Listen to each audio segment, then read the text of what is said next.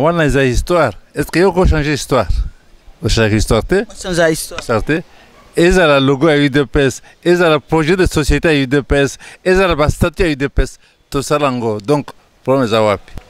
Faut que vous rappelez, au cours de l'académie, faut que vous rappelez la maïelité, que créer, qu'imaginer, faut que vous ayez une conviction politique, objectif politique. Et on se dit que le co est commis au Tchèque. Président, Yemoko Azoche Bissobakal. Batoyo a tué la tête ya UDPS maman. Et ça, il ne faut pas neutraliser UDPS. Et ça, c'est pas IDT.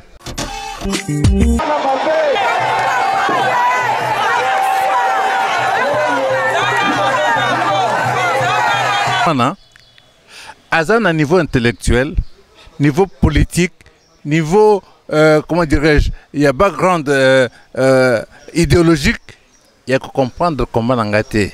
Au moins, Ngana hier dans l'UDPS pendant la sécurité, notamment le cofondateur de l'UDPS. Qu'est-ce que yo kotaki pendant que nous sommes à Bruxelles, Birin doit à Benginga. Alors bi Corneille Badzinga premier ministre, hein? Pour le gouvernement, na 2 missions. Na zongi to solna ye na ndimi na koti.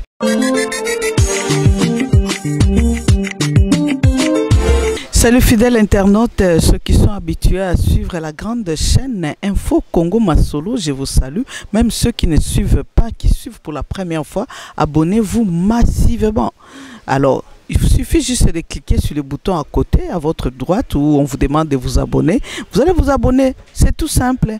Merci à toi, Poupon Digbo, depuis Montréal. Merci à Brigitte Ngalou. Merci à tous ceux qui sont habitués à nous écrire, à commenter nos vidéos. Merci à vous. Je salue précisément Lydie Mbouy depuis Paris. Je salue aussi mon beau-frère que j'aime beaucoup. Bienvenue Mokambila. Je salue ma grande sœur Christelle Mbouy depuis Paris. Je salue aussi Papi Lukasi. Papi Lukasi, mon ami, je te salue aussi. Merci à Chamala, je te salue. Alors, un Canadien perdu au Congo, je te salue aussi.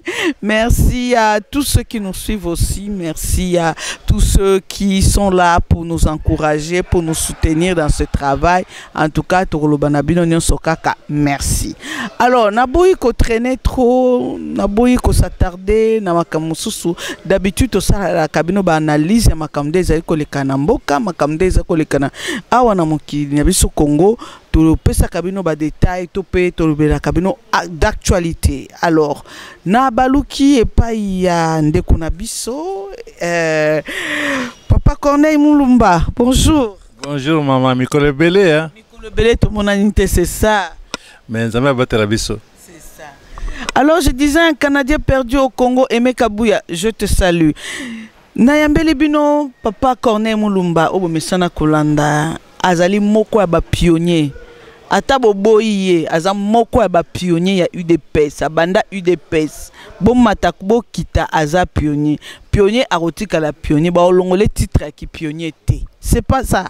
Mais maman wana eza histoire, est-ce que yoko changer l'histoire? Vous changer l'histoire té changer l'histoire et ça le logo à UDPS, et ça le projet de société à UDPS, et ça le statut à UDPS, tout ça lango. Donc problème est à wapi. On peut engager mon académie de beaux-arts à salir le logo à UDPS, hein? Oui, mon académie de beaux-arts, mais à ce moment-là, il fallait qu'on s'alango. Maman, vous avez vu, raison c'est que Bandak tu crées UDPS si le logo est changé. Tu as peu d'un père, non? C'est peut-être parce que Bazaki n'a pas un pouvoir, UDPS c'est un pouvoir, UDPS c'est du pouvoir, donc il peut changer. Mais de changer, on a peu d'un père, il y a parti état. Maman, sur le tali na logo ya UDPS, drapeau est ça qu'on a. Et ça drapeau ya Congo ya lelo, et ça drapeau ya période ya un père. C'est-à-dire que là qu'on a ça une vision. faut que vous rappelez, au cours de l'académie, il faut vous rappeler la maïelité, qu'on crée, qu'imaginer, il faut que vous ayez une conviction politique, objectif politique. Et on dit que. Le logo est comme au Tché. Augustin Kabou a copié pour changer le logo. On a battu mon académie de Balobiana. Mon académie a changé dans un pays. Mais oui, on peut changer. Si on peut changer le logo, mais aux ans histoire, aux ans symbolique, on a maman, on mata. Okita, autant la carte de membre, il y a Tien Tshisekedi. Autant la carte de membre, il y a Maman, il y a Félix Tshisekedi. Autant la carte de membre, il y a Nani, il y a Kiba Samaliba. Bah, on a carte de membre, encore, ils ont porté le logo, au Corneille Moulumba, à créer. Donc, c'est ça, on a des histoires, maman. Merci beaucoup, Papa Corneille Moulumba. Voilà, tout tient de côté. Naïbité. Kokende président accueilli congrès aux États-Unis n'a évité analyse nyoko sala pour la visite à président aux États-Unis aux première visite aux ce qui je crois ta troisième fois depuis à du pouvoir hein?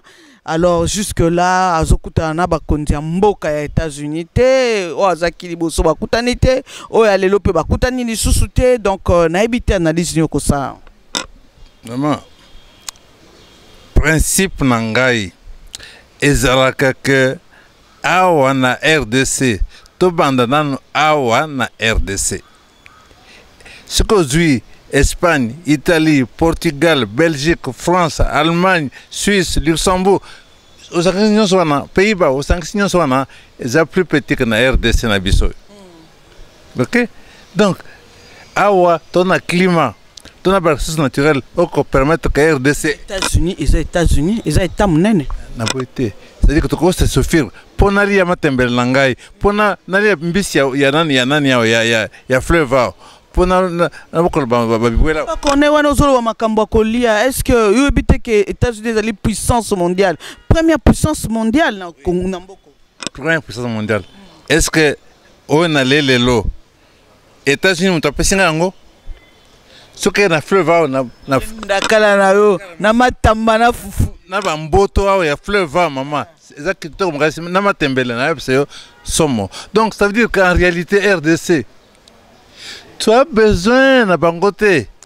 RDC tu as besoin na bangote. Oui, diplomatie, oui, nous sommes d'accord mais RDC tu as plus de 100 millions d'habitants. Donc pour le président fallait assister kaka na Congrès ba pesa ni mboto na Joe Biden et puis akei na ye. C'est exactement important pour n'engager ce qui président a un discours à retenir il a un discours moko discours nin en tant que président de l'Union africaine alors dengenin bokaneti France ezala na droit de veto na Conseil de sécurité des Nations Unies Afrique mo bembeza nangote donc ce qui bitume fallait amener ils que a exigé que on ne fût que l'Union africaine ezala la peine à droit de veto ezala na Conseil de sécurité ezala na droit de veto. On a une bataille moko to se panango mais à part ça elle est connue maman le côté donc c'est à dire tu perdre le temps au lieu de s'occuper dans Kamamboka hein or dessus il y a conseil de sécurité bon à se battre pour nangote alors elle est connue qu'on a perdre le temps les États-Unis ont gagné 4 fois quand la Belgique te le battait n'est-ce pas Nambandaka combien de fois Nambujima combien de fois na Kikwita combien de fois mais on est Congo mboka na eza Congo ici nde photo bunda maman ici ndengeni topé sa ba jeune congolais misara est-ce que à RDC te cause na ba chômeur bon parce que 70% c'est pas 80% de la population va chômer est-ce que RDC ba jeune congolais beaucoup chômer toi comment construire faut toujours ba décision makasi ba décision on a indispensable le président de la République azala na coalition parti politique ya munene na mboka azala coalition politique munene na mboka azala soutenu par la population na pour faire face ce qui vont côté c'est impossible alors na monate va perdre de temps soit tout dans l'étranger pour nanga ça perte de temps perte d'énergie, perte de moyens financiers. Pour l'engager, honnêtement. Donc, il faut se concentrer ici, non. Tout se concentrer ici. Maman, Banda, tu as un bitumba dans l'Est. Ce qui va tenir. Combien il y a de jeunes commandeurs te former pour tout le monde? Combien de parachutistes se commandent? Au contraire, dans le cadre de l'accord, on a l'armée kenyane et étrangère. Est-ce qu'on a jamais de la vie? Comment on a beaucoup de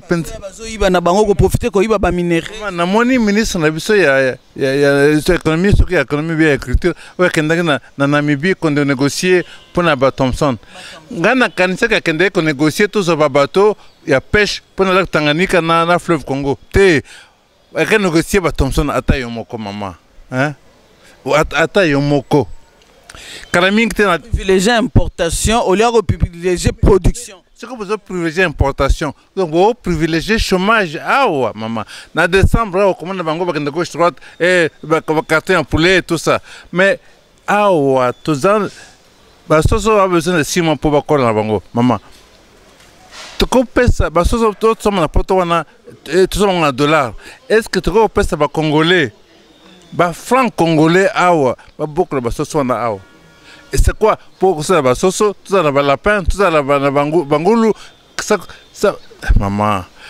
Kabila le père Ameka Kango a réussi ça quand même. Mais oui, mais elle connaît ça compliqué.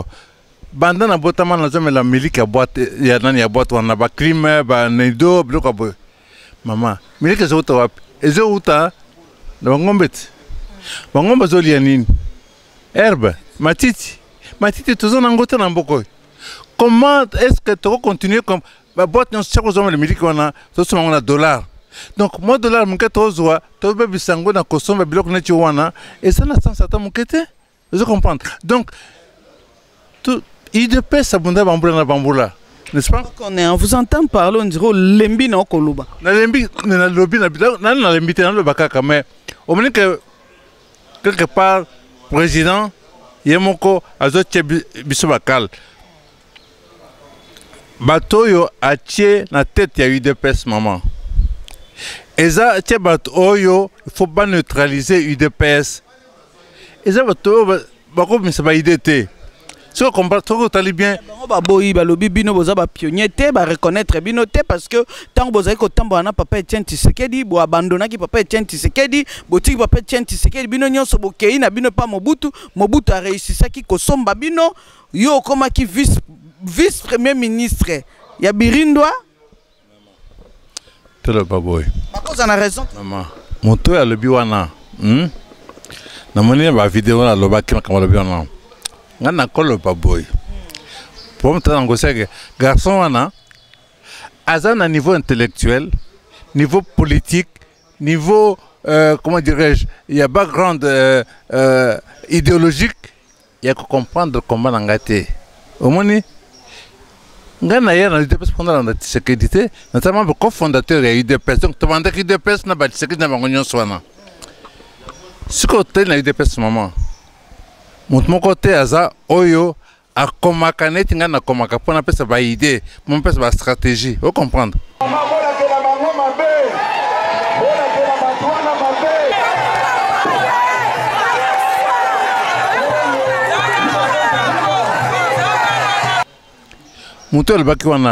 Est-ce que ça, au stade une émission, il y a 30 minutes, oyo comme ngana est-ce que ça ba mission na biso te kala Augustin Kabuya banda ko le kamera le karane susute maman comme que secrétaire général parti munene parti présidentiel au stade émission il y a 30 minutes na ye o bokolo ba msola makambo économie makambo géostratégie makambo mais c'est impossible ce qui vous a pour finga batu oui.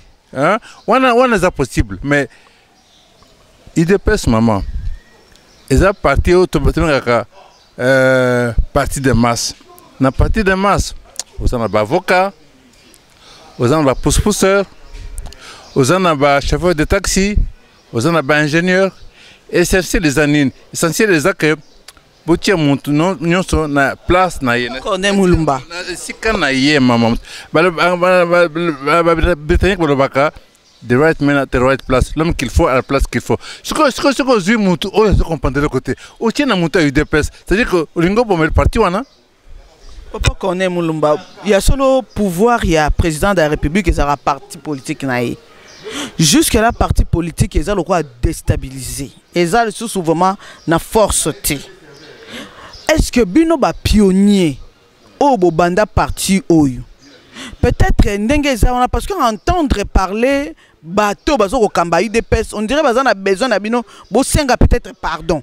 Pour ça ba comme ko rappeler bino ndenge bino bo abandonaka président Etienne Tshisekedi. Peut-être bazo lingate peut-être bo senga pardon les loyo pour bo tambula na bango na parti présidentiel. Ça bon côté. Ah be yango wana. Tu abandonné Etienne Tshisekedi. Maman, tu net connais mon manenga zaboy. Nazaki employé à Etienne Tshisekedi te. Naza pas employé à Félix Tshisekedi te. Naza combattant il y a eu des personnes comprendre. C'est-à-dire qu'on a défendre cause moko noble. Il faut tout changer conditions de vie à la population. RDC, ils ont payé mon leader. Il faut tout comme tout ça. Alors, ce qu'on a commis, il y a solo aux gens parce qu'il faut l'en Tshisekedi. Parce qu'il faut l'en tel. Gagné qu'on a bangoté. Donc, ce qui gagne. Président Félix Tshisekedi na tête ya UDPS bino bobo yaki. Donc bolobaki boko tambola na président Félix Tshisekedi te bino sengeli bozalaki na sima papa Etienne bino bobenda naki.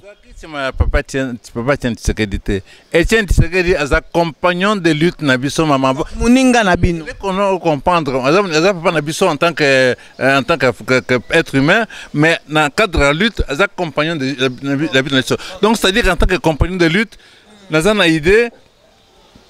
On peut proposer à quoi linga ostale loko na quoi parce que ça m'a bé na kena ibisier toza wana neti ba mole Calbert parce que j'étais de cabinet naie mais et bien que ce qu'on a dans le cocoloba na combien on a papier na kekuna na ibisier Albert Rango honorable yo kana kalisusu ta ba découragement kaka parce que c'est-à-dire que moi le cas Zaka Albert Zaka sont tu bien na banda kal vraiment tout ça coûte ça qui première candidature na l'université à Liège. Oui donc ils allaient loter mais UDPS ba moi le cas ba Shadari ba Minaku ba F Bazaiba ba Tebel ba Bochab ba tous on a voté UDPS. UDPS c'est ça grande ba balemba qui combat pe bakende na bango pembe. Oui, mais il faut qu'on apprécie le sacrifice de tout ça.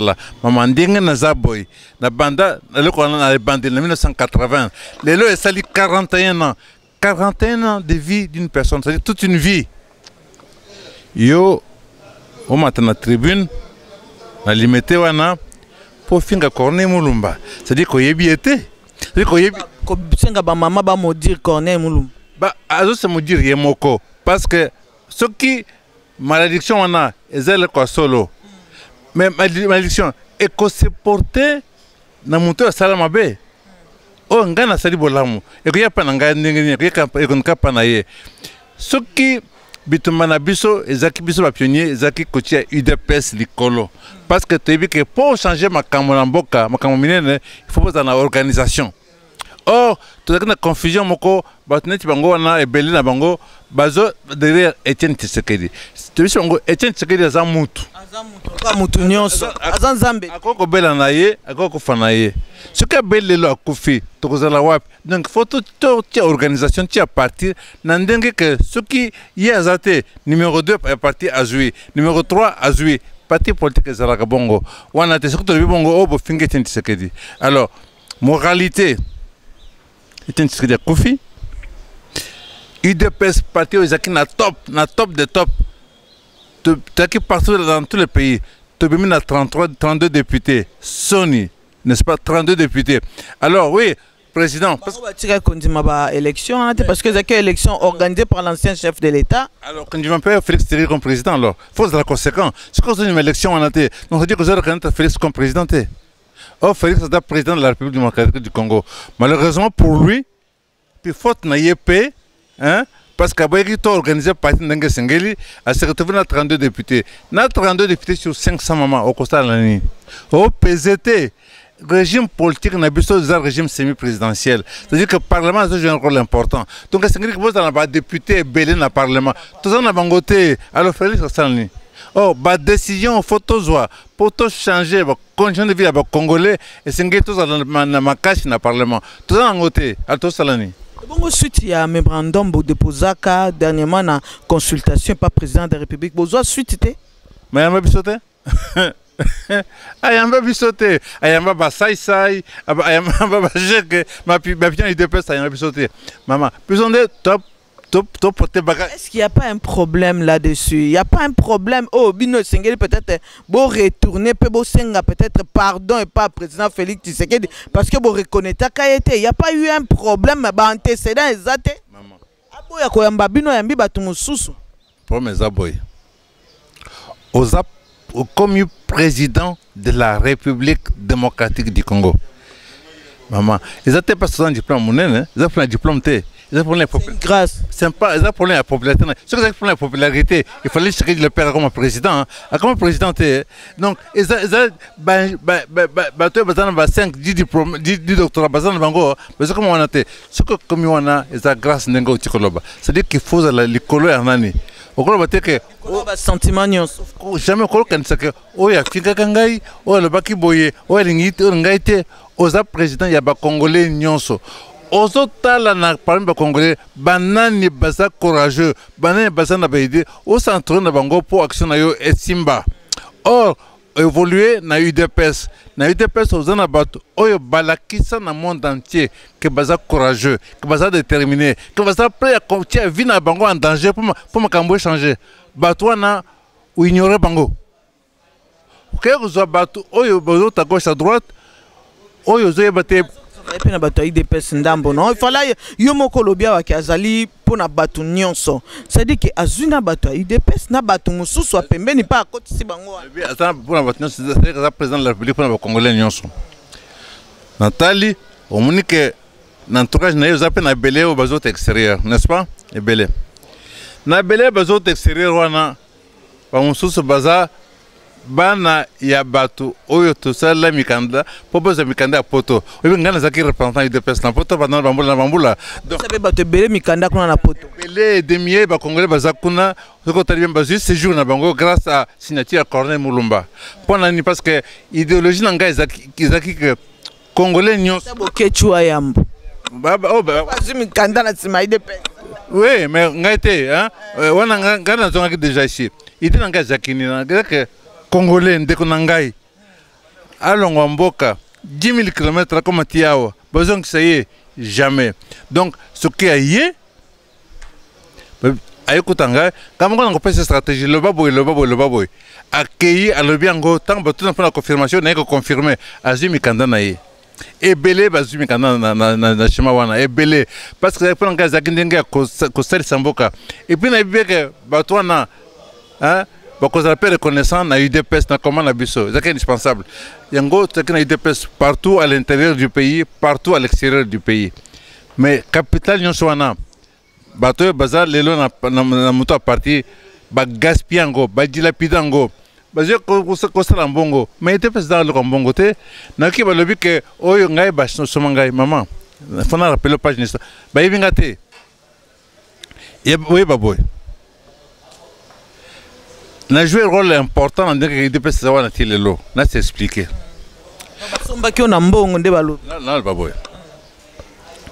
après l'être ouverte à matrice parlementaire on a pensé à Senghel bandeko bayoka bien bien après créer donc l'être ouverte tant balingi ba créer UDPS kinga kumanza ezamoko ya matrice parlementaire liboso oya longwa. Donc, Kingo a manqué matrice parlementaire, matrice parlementaire, mais il y a un fondateur de peste. 2 ans après, donc en 94, 4 de 13 parlementaires à Balongwa. Ça fait au total 5 déjà au Balongwa. Tout le monde a bango makasi, na poto, tout le monde a makasi. En 86, maman, la négociation entre Mobutu et la direction UDPS. En 87, ba signa accord de badolité. Accord wana ezolo bake UDPS c'est comme tendance à impair. Banani 85 87 ba signataire mkana nzanene eza Etienne Tshisekedi wa Mulumba ezanga lampanajila coalition eza donc trop ba qui va samali baza ba donc ba signa comme parti mobimake UDPS c'est comme tendance à impair. Na bengisi presse dans le but jamais au grand jamais. C'est conférence de presse. UDPS c'est comme ma tendance c'est un père jamais. Parce que tant que tu crées UDPS, un père est nango. Tu crées UDPS pour tout changer ma kamnamboka. Et là qu'on a changé le pour UDPS c'est comme ma tendance d'un père. Bitumba mi entre ngai na Etienne Tshisekedi. Parce qu'après ça bayaki yena birindo na Lausanne, na kota bango. Dans le but mais en réalité je ne pas ce qui va maintenir position à Bango. Na désavoué Bango officiellement document existait. N'a encore retrouvé à ta banane télégramme il y a agence belga. On a 87, 88. Avant ça d'abord Toloba, Mobutu attendait qui ambassadeur de Zaïre à Bruxelles, M. Kimboulou.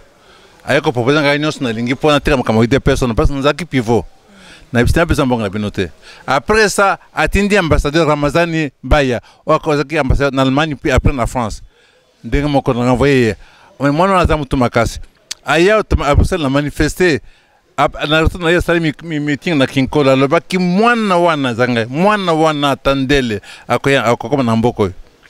Maman, en 88, Atindi, papa Nanga Botanga, na Namboka, parce que je suis un poto. Denga eba Etienne Tshisekedi avant qu'on voyager à comment pas Tshisekedi pour qu'on constater nanga na kandoka kokone na papa c'est on salingi mais atika makambwana Etienne Tshisekedi wa mulumba ebise boy papa André comment la penanga André ningo zo pese opportunité aucun de tellement na yo kende mais ce qui est accordé Moulumba ou Ngana Yebi, c'est impossible aux Onganaye parce que combat a mené, ils ont combat en bon côté, ils ont le Kamoussou, c'est en bon côté, donc aux Onganaye. Donc combat vice-premier ministre n'a pas Kabirin doit être. On a 88, fin 88, et puis Bayaki, na poto. Ngana Yebi Bango, hein? Ngana un problème te, Mouta Sangale comme à mon côté, boy, c'est boy. À reconnaître un des UDPS, ce qu'à reconnaître l'UDPS, c'est Nazozonga. On a tous en 80, fin 88. Entre-temps, Etienne Tshisekedi, Zongaki, Bakangaki, Zaki, Dungu, je crois, dans la province orientale. Donc, Abimaki, fin 89, à lobby, à Tiki combat, il y a UDPS. À Kota, affaire privée. Bissoba jeune, s'organiser. Tu crées une direction politique rénovée à UDPS pour te reprendre le combat. Tu dis que UDPS toujours continue en go. Donc quand Mobutu parle le 24 avril, direction UDPS aux avant, ils ont quitté, ils ont déposé l'entreprise publique, le comité central, le gouvernement. Ils ont quitté sous. Peu importe. Le 24 avril, Mobutu a lobby, n'est-ce pas? 6 mois après, maman Nazongi. 6 mois après Nazongi. Kozonga nanga zakiji moko samedi, le dimanche, ba yeko kanga pa patron service de renseignement. Koka. Oh, Marcel nga kuta nayo. Natine ndena yebi ka zak yebi ne ke nazao. Alobi ya yebi. Ayiba ka monyos. Ça va? Quand lobby pour service à un aéroport et monio tango. Lobby to ko zo na 16h parce que président Marcel a kambé na 17h. Ouais, ça va. À 16h plus ba yeko zonga to kendeki. À 17h on a la bateau ya ntele. Ah, quand on me demandé, monsieur le président, le bac est ce qu'on rencontre l'UDPS, organise l'UDPS, Nazongi, l'éclat de rire, vous êtes un homme de parole. Moi, j'ai bien un combat. Primacour, c'est ça qui était pour nous neutraliser. Pour Toyo Kango. Naye, la banque indé parce que tu n'as pas tout le mélanine. Oh, Vilanga est Silia. Bakamusiraz. Bon, petit Porto. À Sengi, mettre 3 portos. Maman, ben 3 portos déjà servis dans le verre. Couvert par le. Maman. La canchiba nangai, n'a pas vraiment. Ben nango. On a talié, on a talié verre. Avec la monnaie aux j'étais. Zangana zoanité, Gamona zoan taliboso. N'a suivi à zuit au trenguet meli. Bref. On a tozana janvier 1991. À un gouvernement, il y a Moulumba Lukoche. Dans le président, moi je ne peux pas entrer maintenant. Na Utimbo, Libanda, n'a pas de insister. Bon, nous sommes d'accord. Donc, 2-3 jours après, maman quoi benginga, oh papa félicitations yanini gouvernement zebi mana poko comme na kati ngoma na kati antenya Jean-Pierre Bemba oyo ke ba tuna yo soki olingi du olingi Jean-Pierre Bemba oyo saki PDG ya Sibe Zaire bureau na yazaki na Kingabwa na kenda kutuna ye ko bisa ye ndeko débrouille-toi mais trouver nga place na avion à Sibe oyo quand na 16h abi c'est impossible les a plein débrouille-toi débarque quelqu'un mais il faut na longa bon albiya na rapport casting ndeke rapport à jongler mutu ko akiti bokisi mutu nga na koti na ke Bruxelles tamba yo na koti Bruxelles albi ba to poto wana soki moko azaote botika yango na kota kiti na ke Bruxelles na sali 3 mois tant on a zongi ba bisinga marshal azolukayo wapi azana mandaka zala près lobito yeko zoyo na tongo ba yeko zonga mamenga na mandaka na kota na président na président alinga na kota na gouvernement mutakana na pe mana na gouvernement mboka na ngada no tout ça après na zongi na kota kité 3-4 quand est-ce que yo kota ki gouvernement Birindwa 3-4 mois après na zongi les sous ah ba yeko lukangai président Marshal Azolukayo Marshal Azolukanga aza wapi aza na badolite zala prele bina tongo tuze ko to kenda badolite ba ye ko zwanga mama na tongo to kenda ke badolite na kota ni na Marshal Mobutu na badolite na lala ke pa ba moleka papa na zeke banda kuna moleka na lala na cité comme ça boko vérifier que on a zo za pambate na lala ki kuna sujet zaka yango moko. Quand est-ce que yo, pour Augustin Kabouya lobby, yo comme qui vice-premier ministre na gouvernement ya Birindwa. Quand est-ce que yo okomaki? Donc o tikala pe ko assumer ma fonction en até. Moto yo zoloba aibi histoire de peste. Ngande ba tu sande ba ko l'histoire de peste. Na aibi si on a ba détail makam. Ya zaki mo amuki. Mais aibi le côté quand même n'est-ce pas? Na côté na gouvernement na zongi. Na janvier na mars 1993 on a conférence ici les kaki nous sommes les kaki moi stanga alinga obota na zonga ki Bruxelles aboti pendant que nous à Bruxelles Birindwa a benginga alobi Corneille ba désigner premier ministre hein pour le gouvernement na 2 missions. Mission ana ezali 1 ya kosala réunification monnaie ya monnaie parce que à l'époque vous avez pardon c'était l'époque ya babindo chèque et tout ça tout résoudre problème la banque qui fermée tout trouver solution tout fond le kwana ensuite c'est ça que na ba dédoublement ya ba institution faut de tout mettre tout ça en kamwana alors pour na réussir on a besoin de tuyau hein aux à la paix pour la crédibilité ngana bien nazo ya tout solo na zongi tozolina ye na ndimi na koti tozana mars yaki finalement kokota yaki tozana mars 1993 tokosi na gouvernement ko ezaka na mission mibale wana tosali nini tobimisi franc congolais o esali que papa franc congolais nouveau Zaïre o esali que komboso te nouveau Zaïre o esali que ba fongoli na ba banque n'est-ce pas et puis tosali nani concertation à palais du peuple. Nous avons de faire délégué au gouvernement qu'on a. Au Misaki HRPT, au Misaki protocole d'accord, au président Tshisekedi Omulumba a signé au Tosalaki. Au Misaki HRPT, ce qui m'a contient normalement, m'a ne fallait pas à la presse que tout tient en place par institution. Oyo, Totiaki, tu me suis conscient, 3e République, tu me suis qui loi électorale, tu es sur place. Venu à FDL Demtou et à qui au sursoir, Zaka Baja Mindelo. C'est-à-dire que yango na lo baka expérience de baka pour makamuna bino bo compter na extérieur te pour s'assumer. Tout à l'heure que prêt, tout ça nous après. Sikoyo na ba mosengo voilà faut ba aider bisopoto quand c'est ba élection. Alors, Mindele, on a des calculs la bangote. Missimon que ça la élection te.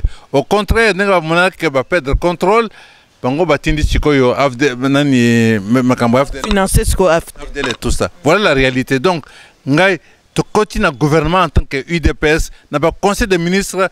Ezala Birindo, Ezala Ngai, Ezala Balumbu, de très parlementaires, to porter ainsi na biso UDPS. Donc, grand kokota gouvernement ça qui ando UDPS, na monta UDPS. Simplement que divergence dans le groupe la différence c'est que Tshisekedi non hein mais ce que proposer UDPS c'est principe il y a dialogue parce que tout le monde qui a arme mais ce que vous avez que arme donc il faut dialoguer vous trouvez un compromis vous avez un compromis.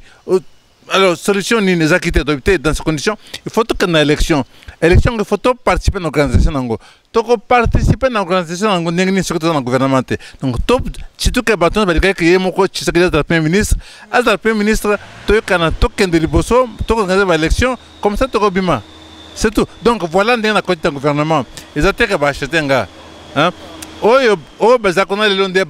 Facilement. La preuve, en quelques mois, la propriété à gauche à droite. Hein? Chantier qui. Hein? Mais c'est ça. Mais voilà, je suis privé. Mais comment mettre.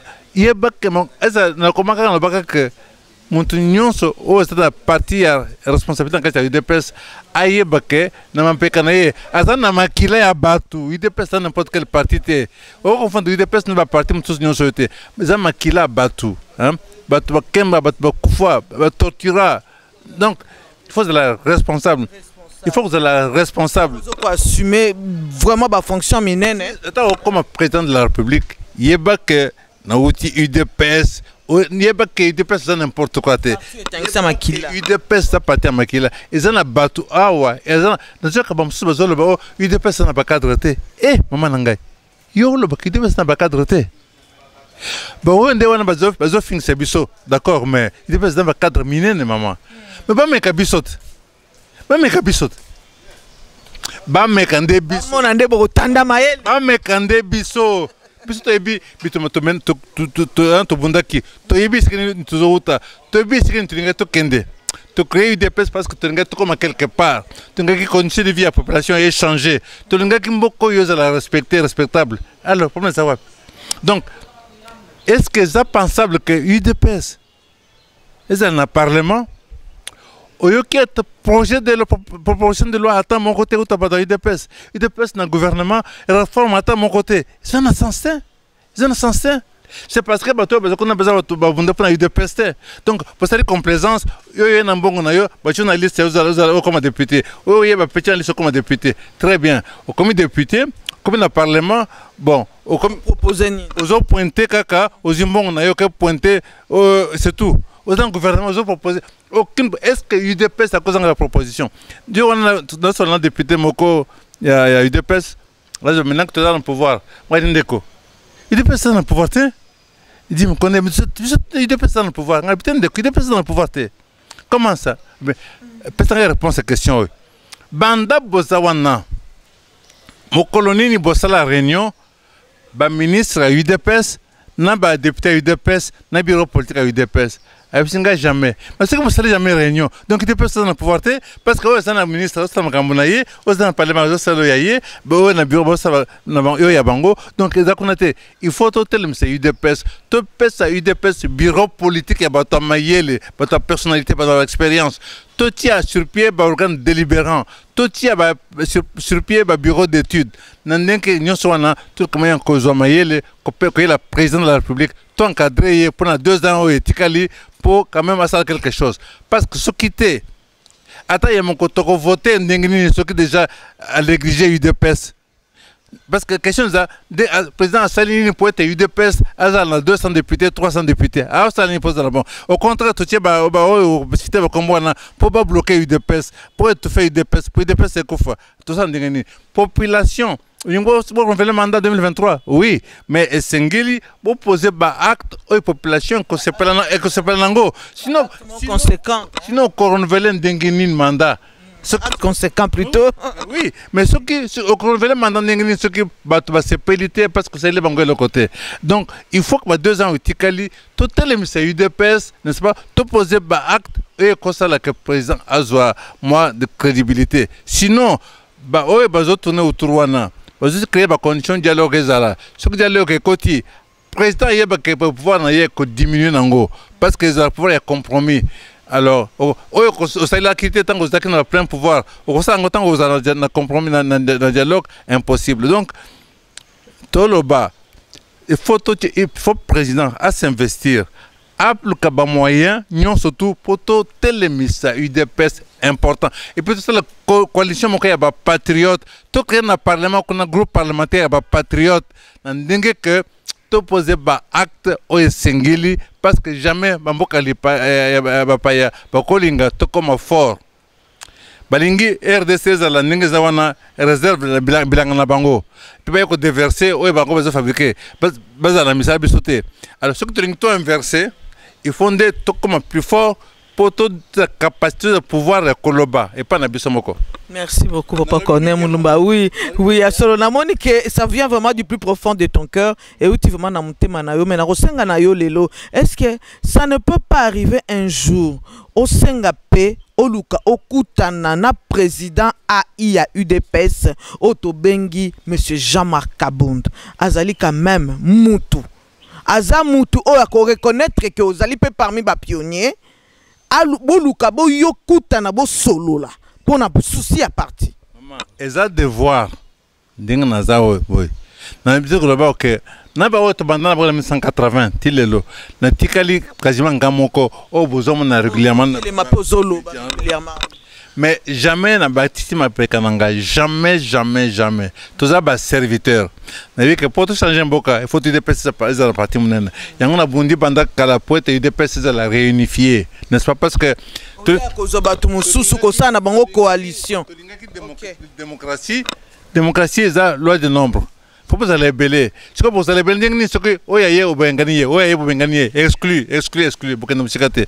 Donc, gana je me priser, oya outil de côté de pes lelo. Na au côté de pes il y a 40 ans, ça quand demoko, ça va de pes. Donc, jamais gana comme priser, et ça la kabouya, et ça la nani kaboun. Na comme priser mon tota mon côté, jamais.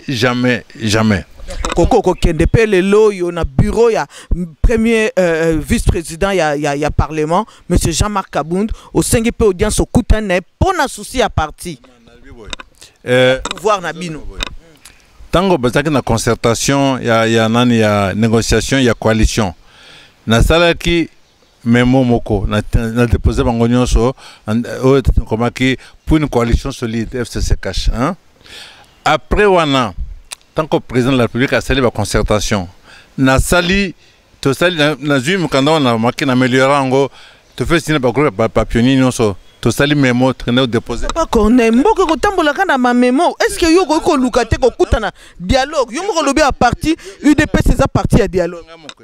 Donc to sali mémo donc on a te déposer. Ba y'a bisoté na bisigao. Tant que gouvernement ça me lukonde bimi. Na sali document mon qu'on intitula et quelques piliers essentiels pour le rebond congolais. Na reprendre baïdé où ça peut ce qu'il Botswana et Zanakati. Na quel déposer pas bureau premier ministre, na quel déposer na président du Sénat, président de l'Assemblée nationale, na bureau à Kabound, na demande à rendez-vous. Na demande à rendez-vous, na récépissé à mon canon na déposer. Pour nous tout cela y makamabi. N'engue gouvernement Chikobima. Essentiel déjà to profiter de ça la mboka na bisoni moi ba idée ça wa conviction engagée que ce qui mokomi balé ya ba projet oyo to sale yango et que ça mboka na kena ki pia bureau Kabound te na déposer yango na kena ki pia bureau président directeur de cabinet président de la République na déposer yango mais na tinga rendez-vous aucun pas président de la République beaucoup cité au cinq rendez-vous OK ba toto protocole Kabound ba ko yebse que konem ba ya kia o puisque nazana mukanda oyo na kende ko déposer ngamoko na tindaki muntu te donc ça veut dire que pour mes athées c'est normal ba idée ko te pas mona muke ko te pas mukolo essentiel zani zake bokende liboso tant aux les cas mais malheureusement ils accotent même ivresse de lait par exemple période mususu par pouvoir aucun se pouvoir ngoi éternel pour se besoin muntu te tes bon côté pouvoir sur les cas noki makasi donc voilà déjà que bientôt tout ça 3 ans. Si vous posez la question, et le connaît sur le plan économique, décision nini le présenter. Merci beaucoup Papa Corneille Mulumba. Il y a solo Toyoki Mingi et ça fait très mal ko yoka makambo aboy. J'espère que ba oba kolanda biso topé ba oba ko mona vidéo oyo bo faire parvenir ango na ba dirigeant nyonso ya UDPS ba o bazali ba kambi na kati ya UDPS ango wana pe na kopesa monsieur Peter Kazadi Mbote na kopesa Germain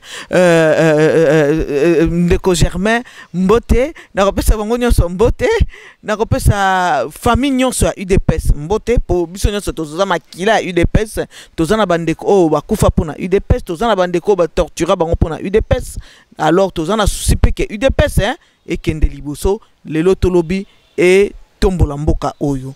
Merci na bino bolanda kabiso, merci na équipe Mbaya Info Congo Masolo, merci na Yemoko monsieur Kaembe Chetemba o apesa biso espace oyo bon tant bo mona ba image espace oyo eza Kaembe Chetemba eza na kati ya village Chetemba bino muzomona ka beauté ya esika ngo beauté ya place ngo. En tout cas, o nyonso ko uta poto aye to kaka village Chetemba boye obeti moi tour ata ko boka lisu pamba boki ata moi lisu oyeba c'est quoi. Merci na Kaembe Chetemba, merci na DJ Frank DG. Merci na papa Chris, merci na équipe Mobimba ya village Chetemba o ba permettre tout ça la émission awa. Merci na bino nyonso boye bibiso, merci na ba ko reconnaître biso na télévision. Merci Emeka Bouya, grand coucou à toi. Merci à vous tous. Roba, merci à toi aussi. Gros bisous Sylvie Konga. Libota Momba, topesi minombote, ngana bino bay, tokuta na mikomiko ya. Au revoir papa. Au revoir maman. Merci.